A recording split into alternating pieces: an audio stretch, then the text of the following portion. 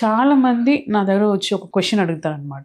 అంటే నేను చూడడానికి నార్మల్గానే ఉన్నా, నాకు గైనే ప్రాబ్లమ్స్ ఏం లేదు, అంటే బ్లీడింగ్ కరెక్ట్ టైంకి వస్తుంది, వైట్ డిశ్చార్జ్ అట్లా ఏం ప్రాబ్లం లేదు, బట్ స్టిల్ నేను టెస్ట్ చేసుకోవాలా, నాకు అన్ని నార్మల్గానే ఉంటుంది కదా అని అడుగుతారనమాట. సో మీకు నార్మల్ సైకిల్ ఉంటే, గైనిక్ ప్రాబ్లమ్స్ లేకపోతే మీకు ఖచ్చితంగా లోపల ప్రాబ్లమ్స్ ఏం లేవని మనము చెప్పలేం. సో కొన్నిసారి ప్రాబ్లమ్స్ ఉండొచ్చు. అంటే యూజువల్ గా మీకు 1 year న్యాచురల్ గా ట్రై చేసి దాని తర్వాత మీకు ప్రెగ్నెన్సీ అవ్వకపోతే ఖచ్చితంగా వెళ్ళి మీరు ఎవాల్యుయేట్ చేసుకోవడం ఇస్ ఆల్వేస్ ఇంపార్టెంట్. అంటే ఫీమేల్ సైడ్ లో, ఆడవాళ్ళ సైడ్ లో ఒక స్కాన్ చేసుకొని గర్భసంచ ఎలా ఉంది, గడ్డలు ఏదైనా ఉన్నాయా, పాలిప్స్ ఏదైనా ఉన్నాయా, అండాశయలో నీటిబుడలు ఉన్నాయా, నంబర్ ఆఫ్ ఎగ్స్ ఎలా ఉంది అదని చూసుకోవాలి. And then in case tube లో వాపు ఉన్నాయా లేవా అదని ఖచ్చితంగా చూసుకోవాలన్నమాట. ఎందుకంటే మీకు నంబర్ ఆఫ్ ఎగ్స్ తక్కువ ఉంటే ఖచ్చితంగా మీకు బ్లీడింగ్ ప్రాబ్లం వస్తుంది అట్లా ఏం కాదు. నంబర్ ఆఫ్ ఎగ్స్ తక్కువ ఉన్నప్పుడు యూజువల్ గా సైకిల్ అనేది తొందరగా వస్తుంది, బట్ అందరికీ ఏం కాదు.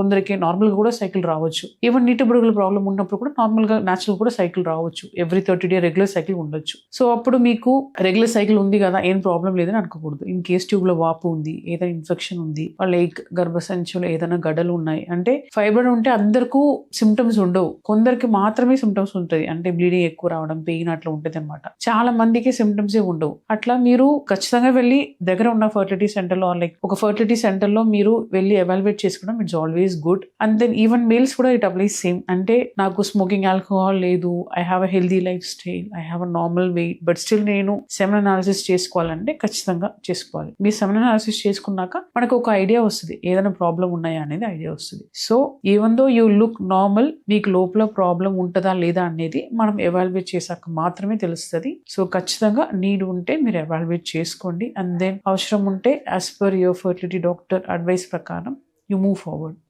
Thank you. చాలా మంది ఐవీఎఫ్ ఫెయిల్ అయ్యి చాలా మంది మా సెంటర్కి వస్తారనమాట. సో చాలా మంది నా దగ్గర అడిగే క్వశ్చన్, దేని వల్ల అయినాయి ఐవీఎఫ్ ఫెయిలియర్ అనేది వాళ్ళ క్వశ్చన్ అనమాట. సో దీని గురించి నేను మాట్లాడతాను. సో మీకు ఐవీఎఫ్ ఫెయిల్ అయితే చాలా రీజన్స్ ఉండొచ్చు. సో మెయిన్ రీజన్ గురించి నేను మాట్లాడతాను. అంటే ఫస్ట్, మీకు ఎగ్ క్వాలిటీలో ఏదైనా ఇష్యూ ఉంటే, స్పర్మ్ క్వాలిటీలో ఏదైనా ఇష్యూ ఉంటే, ఆర్ ఎంబ్రియో క్వాలిటీలో ఏదైనా ఇష్యూ ఉంటే మేబీ మీకు ఐవీఎఫ్ ఫెయిల్ అవడానికి ఛాన్సెస్ ఎక్కువ ఉంటుంది అనమాట. అంటే మీకు యూజువల్ గా ఐవీఎఫ్ టైంలో మీకు ఇంజెక్షన్ ఇస్తారు కదా, అప్పుడే ఒక ఐడియా, అప్రాక్సిమేట్లీ ఐడియా వస్తుంది. అంటే మీకు యూజువల్ గా 10 days 11 days గ్రో అవ్వకుండా 13 days 14 days అవుతున్నాయి అంటే కూడా మీకు కొంచెం క్వాలిటీలో ఇష్యూ ఉండొచ్చు. అండ్ దెన్ యూజువల్ గా పీసీఓఎస్ ప్రాబ్లం ఉన్నప్పుడు కూడా కొంచెం ఇష్యూ ఉండొచ్చు. ఏజ్ ఎక్కువ ఉన్నప్పుడు కూడా క్వాలిటీలో, ఎగ్ క్వాలిటీలో కాంప్రమైజ్ ఉంటుంది ఇది. అండ్ దెన్ స్పర్మ్ క్వాలిటీలో కూడా లైక్ కౌంట్, మార్ఫాలజీ, మొటిలిటీ తక్కువ ఉంటే ఆబ్వియస్లీ కొంచెం ఇష్యూ ఉంటుంది. అండ్ దెన్ ఇన్ కేస్ మీకు కౌంట్ నార్మల్ ఉంటే కూడా మేబీ మార్ఫాలజీ, అబ్నార్మల్ మార్ఫాలజీ ఉండొచ్చు అనమాట. సో అట్లా like even the count is normal, maybe sperm DNA damage ఎక్కువ ఉండొచ్చు. ఇన్ కేస్ మీకు మంచిగా ఎగ్ అండ్ స్పర్మ్ ఉన్నాయి బట్ స్టిల్ ఎంబ్రియో క్వాలిటీ బాగాలేదు అనుకోండి, there could be some hidden reasons ఉండొచ్చు. సో ఎంబ్రియో క్వాలిటీ మంచిగా లేకపోతే కూడా ఐవీఎఫ్ ది సక్సెస్ రేట్ తక్కువ ఉండదు అనమాట. నెక్స్ట్, గర్భసంచిలో ఏదైనా ప్రాబ్లం ఉన్నాయా అని చూసుకోవాలి. అంటే ఫైబ్రాయిడ్ ఉన్నాయా, అన్ని ఫైబ్రాయిడ్ తీయాలంత అవసరం లేదు, బట్ కొన్ని ఫైబ్రాయిడ్స్ మనం తీయాలి. సో ఫైబ్రాయిడ్స్ ఏదైనా ఉన్నాయా, గర్భసంచి లోపల పొర ఉందా, లైనింగ్ కరెక్ట్ గా వచ్చాయా, అంటే లైనింగ్ పల్సగా ఉందా, గర్భసంచి లోపల వాటర్ ఉందా, ఆర్ లైక్ ఇన్ఫెక్షన్ సిమ్టమ్స్ ఏదైనా ఉన్నాయా, ఇదన్నీ చూసుకోవాలన్నమాట. ఇదన్నీ కొన్ని రీజన్స్ అంటే ఐవీఎఫ్ ఫెయిలియర్ అవ్వడానికి. అండ్ దెన్ ట్యూబ్ లో వాపు ఉన్నాయా, అది ట్యూబ్ లో ఉన్న వాపు అనేది మీకు యూట్రస్ కి రిఫ్లెక్ట్ అవుతుందా, సో ఇదన్నీ చూసుకోవాలన్నమాట. కొన్నిసారి హార్మోన్ ఇంబ్యాలెన్స్, కొన్ని హార్మోన్ డిస్టర్బెన్స్ వల్ల కూడా మీకు ఐవీఎఫ్ నెగటివ్ రావడానికి ఛాన్సెస్ ఉన్నాయి. అండ్ దెన్ ఇప్పుడు ఇంకొకటి లైక్ ఇమ్యూనలాజికల్ డిస్టర్బెన్స్ వల్ల కూడా మీకు ఐవీఎఫ్ నెగటివ్ రావడానికి ఛాన్సెస్ ఉన్నాయి. సో మీకు వన్స్ ఒక ఐవీఎఫ్ నెగటివ్ వస్తే, ఆర్ అట్లీస్ట్ 2 ఐవీఎఫ్ నెగటివ్ వస్తే, ఇదన్నీ మనం ఎవాల్యుయేట్ చేసుకుని ఎక్కడ ప్రాబ్లం ఉన్నాయి అనేది కనిపెట్టి దాని ప్రకారం మనం ముందు వెళ్తే you have a better success rate. అంటే